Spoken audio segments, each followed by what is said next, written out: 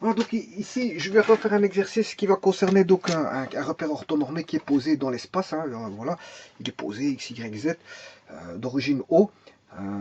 Voilà, de base IJK ou E1, E2, E3, hein, c'est comme vous voulez. J'avais dit que IJK c'était généralement pour l'axe X, Y, Z. X, Y, dénommé X, Y, Z, on a I, J, K. Bon, maintenant, vous pouvez appeler ça X1, X2 et X3. Là, à ce moment-là, vous pouvez appeler ça E1, la base sera E1, E2 et E3. Bon, ça, c'est des appellations. Ça n'interfère pas beaucoup dans le calcul. Hein. Bon, c'est juste des appellations, il faut faire attention à ces appellations. Bon, alors, donc on recherche l'équation cartésienne, générale ou cartésienne, hein, c'est la même chose, du plan. Alors, je l'ai déjà fait, cet exercice-là. Voilà le plan, dénommé A, B, C, ou le plan pi, hein, si vous voulez. Voilà, je peux le dénommer avec une lettre grecque ou par ces lettres. C'est le plan ABC ou plan pi. Et le calcul a été fait très rapidement pour, voilà, au travers d'une méthode numéro 1 qui est tout simplement, comme vous avez pu remarquer, ce sont les coordonnées à l'origine. Je vous invite à aller voir la vidéo précédente qui explique ça. Bon, et vous avez une partie du calcul qui est ici. Ce qui veut dire que le plan, j'ai déjà trouvé l'équation du plan. Si elle a été trouvée, ben, je vais, on va dire, la préserver ici, la réécrire de telle manière à aller la rechercher pour la vérifier. Sachant que c'est ça, j'ai la réponse. Donc, j'ai la réponse, donc je peux la mettre de côté pour voir si ce que je vais trouver est bon. Alors, maintenant, je vais le faire par une seconde méthode. Bon, une seconde méthode. La seconde méthode, c'est par l'équation. On va passer. Donc ici, j'étais passé par une équation spéciale hein, que je vous ai trouvée dans une vidéo. Enfin, que j'ai fait une vidéo. Cette équation spéciale, qui est x sur a plus y sur b plus z sur c est égal à 1, est une équation du plan en connaissant les coordonnées à l'origine. Mais il faut qu'on ait ces coordonnées à l'origine, parce que si on n'a pas ces coordonnées à l'origine, ça ne sert à rien de faire cette équation. Elle est pratique que quand on connaît les trois coordonnées à l'origine. Voilà. Comme indiqué ici. Comme indiqué ici. Voilà. Ici, vous voyez qu'on passe. Il y a un point sur X, un point sur Y et un point sur Z. Voilà. Quand on connaît ça, eh bien, on peut trouver l'équation que je vous ai montré tout à l'heure, l'employer. On peut l'employer. Bon, maintenant, ici, je vais faire une autre méthode. Bon, qui sera un peu plus long, fatalement, parce que bon, je vais utiliser. J'aurais pu utiliser directement la méthode 1. Hein, elle est simple, simpliste. Mais maintenant, celui qui veut se compliquer la vie, il n'y a pas de problème, il peut le faire comme je vais le faire maintenant, en passant par les équations, on va dire, paramétriques. Par les équations paramétriques. Alors, pour ça, je vous rappelle que une équation tout point M de coordonnées dans l'espace x, y, z variable, parce que M est variable, bon, pour le fixer, vous comprendrez que c'est variable. Mais si je veux un point fixe, ça c'est variable, hein, c'est un point variable. Si je veux un point fixe, il y a moyen, je peux avoir x1, y1, z1, et là c'est un point fixe. Alors, qui dit point variable et point fixe suppose que l'on a un paramètre. Hein, on a je dirais même deux, parce qu'on a deux dimensions. On a alpha, bêta. On a deux paramètres. Un paramètre, c'est quoi? C'est justement c'est une grandeur qui est fixe, mais qui peut être variable à un moment donné. Donc, ou variable, et la fixer. Elle est variable, mais on peut la fixer à un moment donné. Donc c'est pour ça qu'il y a l'existence de paramètres. Alors l'équation paramétrique a besoin pour la droite d'un paramètre, c'est normal parce qu'il n'y a qu'une seule direction possible, mais de deux paramètres parce qu'il y a deux directions possibles pour les plans. Donc un seul paramètre pour les droites et deux paramètres pour les plans. Alors tout ça vient de l'équation, bien sûr vous comprendrez, m, quel que soit le point m, x, y, z, ça vient de l'équation vectorielle, hein, telle qu'on est au m, O c'est une origine, hein, OM est égal à OP plus lambda, et voilà le paramètre qui intervient, PR, P plus lambda PR plus bêta Le deuxième paramètre, il est là. PQ. Alors attention que PR et PQ ne sont pas proportionnels. Hein. Sinon, on aurait une droite, de nouveau une droite. S'ils sont proportionnels, on a de nouveau une droite. Il faut absolument que PR et PQ, PR soit différent de alpha PQ. Hein. Vous comprendrez, il ne peut pas avoir une proportion. Bien sûr, ici quand je dis alpha, lambda et bêta, ils appartiennent au réel. Ce sont des scalaires. Hein. Contrairement à PQ, PR et OP et OM qui sont des vecteurs. Voilà, et donc ça c'est valable quel que soit lambda et bêta. Alors maintenant, je peux mettre le point O qui est le point O, qui est le point 0, 0, 0. Le point P qui est P1 par voie de facilité, P2, P1, P2, P3. R qui est par voie de facilité, R1, petit r, R1 qui est l'abscisse, R2 qui est dans le système. Oui, il y a un repère orthonormé posé, hein, ça vous comprendrez. Dans le système orthonormé, on a R1 l'abscisse, R2 l'ordonnée, R3 la cote. Et on a Q qui est Q1, Q2, Q3. Et bien sûr M qui est X, Y, Z. Donc si je devais écrire ça, les équations là, je vous rappelle que c'est une équation vectorielle, donc j'aurai des composantes. Les composantes c'est XA moins XB, YA moins YB et ZA moins ZB. Voilà, ça c'est pour I, J et K. Voilà. Il faut chaque fois faire ça. Bon, ici pour OM, ben, c'est l'extrémité. Quand on dit XA moins XB, c'est l'extrémité. C'est XB plutôt, c'est l'extrémité. Si B est l'extrémité d'un vecteur AB, hein, si j'ai un vecteur AB, c'est XB moins XA. C'est l'extrémité moins l'origine du vecteur, puisque le vecteur doit dans ce sens-là. Hein. Là, c'est l'extrémité du vecteur qui est B moins YA. Et celui-là, c'est ZB moins ZA. ZB moins ZA. Voilà. Et donc, comme ça, je peux écrire l'équation vectorielle. Donc, vous comprendrez qu'il y aura à chaque fois IJK. Donc, ce qui veut dire qu'on aura que 3. On aura. Alors, M, c'est X. X moins 0. Y moins 0. Et Z moins 0. I, J et K. C'est égal là. Égal, égal. Et là, on aura OP, mais c'est P1 moins 0, P2 moins 0, P3 moins 0. Alors ici c'est lambda plus lambda plus lambda. Lambda, voilà, quel que soit lambda appartenant à R, va vous donner un point quelconque du plan. Quel que soit le lambda, bien sûr lambda bêta. Hein. Quel que soit le lambda bêta, on a un point du plan. Alors ici c'est R1 moins P1, R2 moins P2, R3 moins P3. Plus bêta, plus bêta, plus bêta, Q1 moins P1, Q2 moins P2 et Q3 moins P3. Voilà. Et là, bien sûr, chaque fois ici c'est fois I, tout ça fois I, ceci fois J, et ceci fois K.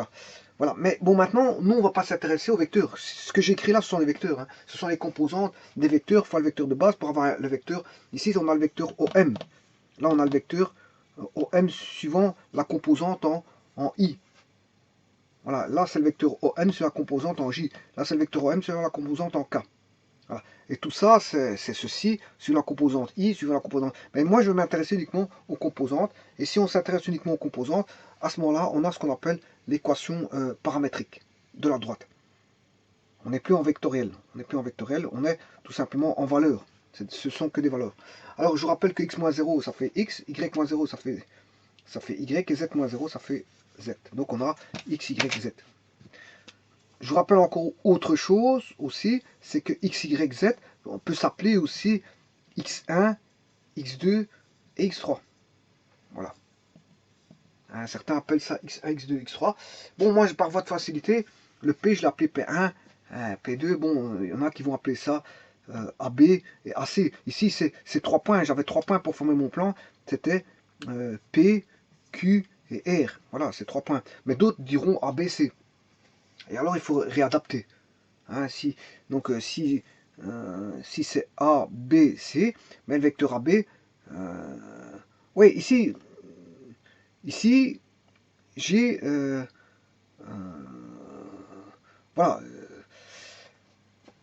si j'avais ABC, ben, c'est pas les mêmes dénominations. Alors P1 moins 0, P2 moins 0, P3 moins 0, c'est P1 plus P2 plus P3. Donc on a P1, P2, P3. Voilà. Alors, le P1, P2, P3, je peux le faire passer par ici. Hein. C'est X moins P1, Y moins P1, et Z moins X moins P1, Y moins P2, et Z moins P3.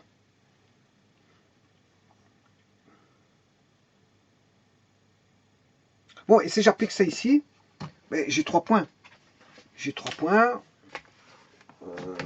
J'ai A, 0, 2, 0. Voilà. Et ici, je vais former deux vecteurs directeurs qui est AB et AC. Alors, le vecteur directeur de AB et le vecteur directeur de AC qui est mon fameux PQ. Voilà, ça ce serait P si j'identifie AP. Voilà, P, Q et PR. Voilà, j'identifie. Ici, j'aurai la même chose. Hein. Donc AB. Alors, le vecteur directeur, c'est ce qu'on a ici. C'est ce qu'on a ici. Bon, là, on a ça, un vecteur directeur ici, et un second vecteur directeur là.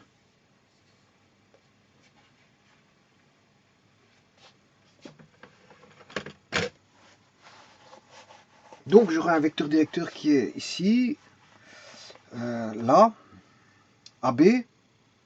AB, voilà le premier vecteur directeur. Je le fais en une autre couleur si on ne peut pas trop comprendre. J'ai un premier vecteur directeur qui est ici. A, B. Et un deuxième vecteur directeur qui est AC. Voilà, voilà le vecteur AB. Et voilà mon vecteur AC. Voilà. Et les composants, ben, c'est ce que je vous ai montré. Les composantes de ça, elles sont là. Bon, alors on va faire tout ça. On va former AB. Mais donc, il faut faire B moins A. 4 moins 0, ça fait 4. 4 moins 0.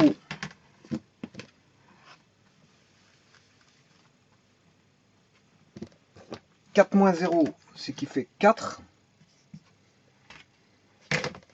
4 moins 0, ça fait 4. 0 moins 2, ce qui fait moins 2.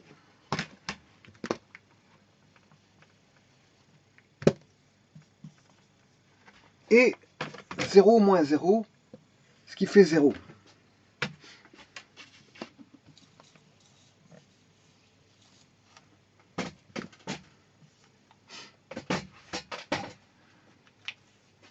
Voilà.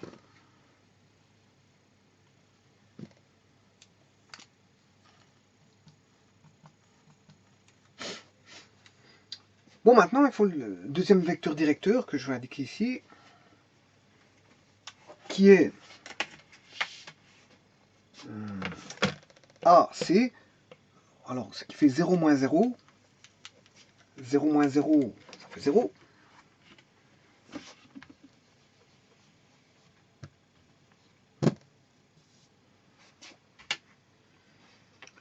0 moins 2, ce qui fait moins 2.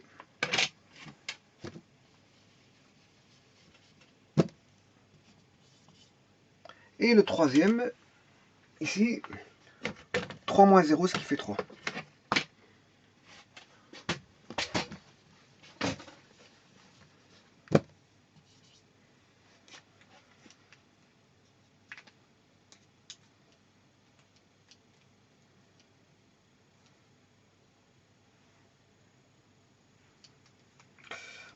Maintenant, je vais remettre bien sûr lambda ici. Lambda ici. Bon, que vaut P1, P2, P3? Bon, je vais éliminer déjà le... Bon, je le ferai après. On va regarder P1, P2, P3. Alors, P1, P2, P3... c'est un point de passage. On peut prendre n'importe quel point. Je peux prendre ce point-là, ce point-là, ce point-là. Bon, il s'avère que je vais prendre ce point-là. 0, 2, P, c'est A. C'est A. Ici, bon, j'aurais pu prendre ce point-là ou ce point-là. Voilà. Donc, je vais prendre 0, 2, 0. 0, 2, 0. Donc, je vais prendre ça. 0, 2 et 0. 0, 2 et 0.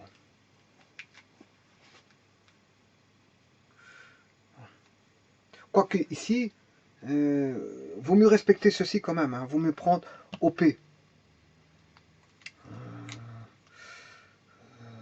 Oui. Prenez quand même pour l'équation d'origine, prenez quand même P. Donc c'est-à-dire, ne prenez pas n'importe quel point non plus. Prenez ce point-là exactement. Quand vous avez les vecteurs directeurs, ben voilà, les vecteurs directeurs, essayez de prendre le point P. Si vous avez PQ, PR, lambda PQ plus bêta PR, prenez le point P, OP. OP, ce sera ce point-là. C'est le point d'intersection, si vous voulez, des deux vecteurs directeurs. Pour lesquels vous prenez, vous formez les vecteurs directeurs. Voilà, maintenant, il suffit de calculer juste ça. 0, c'est 0. Donc ici, on a 0. Bêta fois 0, ça qui fait 0. Lambda fois 0, ça qui fait 0. Voilà.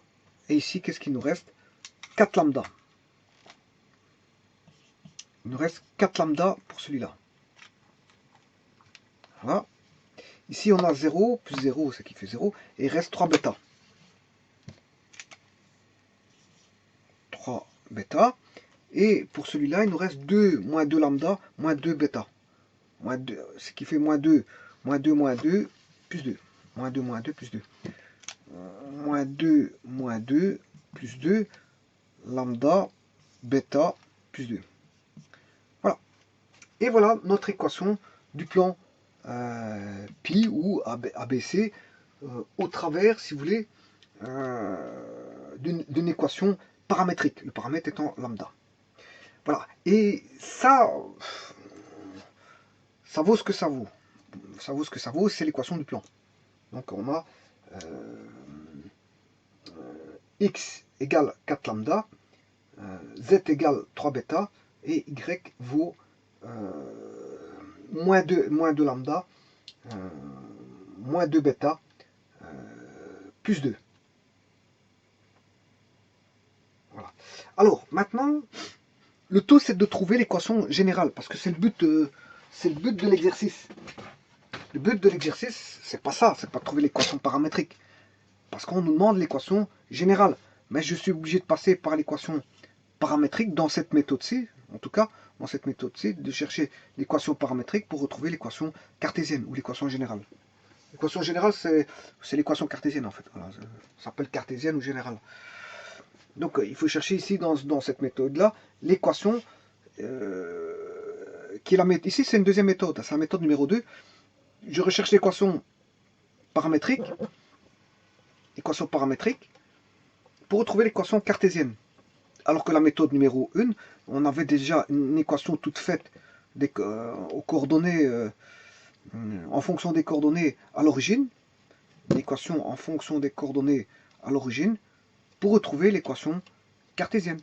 Voilà, comme je pouvais appliquer une équation spécifique parce que j'avais des points spécifiques qui étaient les ordonnées à l'origine, enfin, qui étaient en fonction des coordonnées à l'origine. Hein, j'avais l'ordonnée à l'origine, l'abscisse à l'origine et la cote à l'origine. Donc, fatalement, en fonction de ça, j'ai une fonction toute faite. C'est la méthode numéro 1. Et grâce à ça, je peux trouver l'équation cartésienne. Mais maintenant, je suis parti de l'équation paramétrique et je vais rechercher l'équation cartésienne. Voilà. Donc, ici, il suffit, comment va-t-on faire? Mais l'équation cartésienne, c'est AX plus BY plus CZ plus D égale 0. Ça, c'est l'équation d'un plan quelconque. C'est l'équation d'un plan. L'équation d'un plan quelconque, c'est ax plus by plus cz plus z. Donc ça veut dire que vous avez du x, du y, du z. Bon, et il peut... voilà. On n'est pas obligé d'avoir tout, hein, mais bon, c'est ça. Là, en général, c'est ça. En général. Maintenant, il y a des cas particuliers par rapport à ça. Mais en général, c'est ça. Puis c'est un décalage par rapport à l'origine. Voilà. Donc, quand vous avez x, y, z de degré 1, comme ça, mais c'est l'équation d'un plan. Dans l'espace. C'est l'équation d'un plan dans l'espace. Donc, maintenant, ici, j'ai des paramètres. Ben, ça veut dire que pour passer de là à là, ben, je dois éliminer les paramètres. C'est tout simplement ça. Si j'élimine les paramètres, je vais retrouver les x, y, z. Voilà. Alors, comment éliminer les paramètres? Bon, on va aller étape par étape. Alors, il faut manipuler... bon, ici, j'ai 3 équations. 1, 2 et 3. Bon, le tout, c'est de manipuler. Je vais manipuler la 1 et la 2. La 1, si je manipule la 1 et la 2, pour éliminer lambda, si j'élimine lambda avec la 1 et la 2, ben, j'aurai plus de lambda. Voilà. Si je m'arrange à éliminer le lambda, j'aurai plus que du bêta. Et puis avec les équations formées par les deux premiers où les lambda étaient éliminés, il me restera plus que du bêta. Et je vais l'associer, enfin je vais le manipuler avec la troisième pour ne plus avoir de bêta. Puisqu'il me restera plus que du bêta, là, et du bêta. Et je sais éliminer, ayant bêta, bêta, je sais éliminer les bêta pour avoir une expression. Là, je vais former une expression en xy, et puis une expression en xy et z. X, y et z. Voilà. Et c'est comme ça qu'on va pratiquer. Alors maintenant, je vais le faire pour, voilà, pour les deux premiers. Hein. Donc, x égale 4 lambda. Voilà, ça c'est la première équation. Et la seconde me dit que j'ai y égale moins 2 lambda, moins 2 bêta, plus 2. Voilà, ça c'est la deuxième. Bon, avec ces deux-ci, comment éliminer lambda? Mais je multiplie celui-ci par 2. Si je multiplie celle-ci par un facteur 2, si je multiplie par un facteur 2, celle-ci, mais la première, ce sera x, elle ne bougera pas, c'est 4 lambda. Et la seconde, ce sera 2y égale moins 4 lambda, moins 4 bêta, plus 4. J'ai tout multiplié par 2.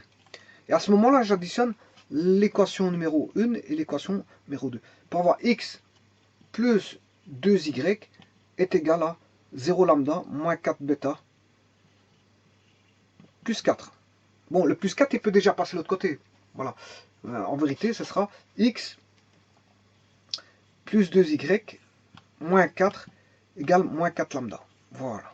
Et l'ensemble de ces deux équations-là ont été réunies en une seule. En une seule. C'est l'expression des deux en une. L'expression des deux en une.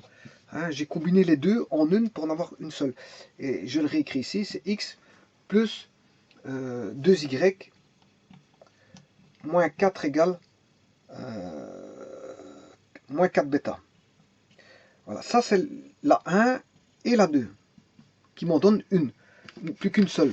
J'ai formé de deux équations une seule. Mais maintenant je vais chercher la 3. La 3, c'est z égale 3 lambda. Voilà, z égale 3 lambda. Voilà. Pour n'avoir plus que deux équations, z égale 3 lambda. Voilà, j'ai z égale 3 lambda. Alors pour éliminer, bon là je vais faire x3. Là, celle-ci je vais faire x 3. Voilà, et celle-ci je vais faire x 4. Voilà. Alors ce qui fait 3x plus 6y moins 12 égale moins 12 lambda. Moins 12 bêta, je m'excuse. Et là, j'ai 4z. 4z égale 12 bêta. Et si j'additionne, je n'ai plus de bêta. Voilà. J'aurai 3x plus 6y plus 4z moins 12 égale 0. Voilà. Et c'est bien l'équation de mon plan pi. Ça, c'est bien l'équation de mon plan pi. Je vais vérifier. 3x plus 6y plus 4z moins 12. 3x plus 6y plus 4z moins 12. Voilà, ça c'est une seconde méthode. Égale 0. Donc, c'est on va dire, on va jouer avec des combinaisons linéaires, si vous voulez, des combinaisons linéaires pour faire en sorte d'éliminer, dans le bon sens du terme, les paramètres. Mais pour éliminer les paramètres, je vais éliminer deux équations qui vont être combinées l'une par rapport à l'autre pour n'en donner qu'une seule. Donc on élimine les équations pour avoir qu'une seule équation, de telle manière à éliminer les paramètres. Et comme on a trois équations et deux paramètres, mais voilà, j'ai trois équations et deux paramètres. Si avec les deux premières équations, j'élimine un paramètre, mais il me reste un deuxième paramètre éliminé, mais il me reste une troisième équation. Donc, avec cette troisième équation, je peux éliminer le paramètre restant. Donc, avec trois équations et deux paramètres, je peux éliminer facilement, je veux dire, comment on appelle ça, les paramètres pour avoir les paramètres qui valent 0. Et si les paramètres valent 0, ben, j'ai plus qu'une expression en x, y, z. Avec un terme indépendant, ici, dans ce cas-ci. Bon, il n'y aura pas toujours du x, y, z. Hein. Bon, on peut avoir que du z ou du y, mais au moins, il faut au moins une variable. Hein. Voilà, il faut une variable. Voilà. Mais ici, il y a les trois variables et le terme indépendant. Et voilà. Voilà, je vous remercie.